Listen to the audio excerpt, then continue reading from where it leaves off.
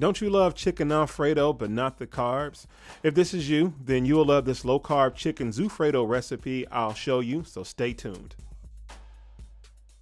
So what makes this dish low carb are these veggie nest zucchini spirals. You need 2 jars of this Bertolli's Alfredo sauce and about a quarter of a red onion diced, and we have almost 3 pounds of ground chicken. Let's get some cooking spray of your choice to coat your wok or skillet. I recommend a wok if you have one. So I'm going to turn this on medium high, and I'm going to add the ground chicken and the following seasonings. I'm going to add 1 tablespoon of pink Himalayan sea salt. I feel bougie because I have a grinder. 1 tablespoon of ground black pepper. Next, 2 tablespoons of garlic powder. I love garlic. Now we have 2 tablespoons of onion powder.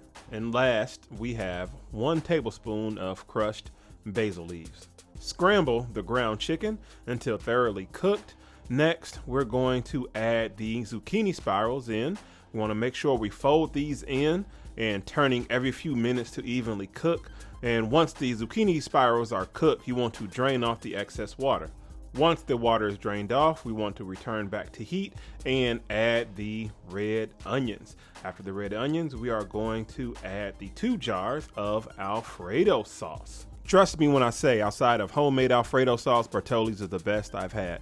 Now gently fold the onions and sauce into the mixture until you reach the consistency of how you would like this Zufredo to be. Once you've reached this desired consistency, serve or store in the fridge for later. You've just made low carb chicken Zufredo. Thank you for watching today's video, and for more meal prep recipes, click the box links in either corner.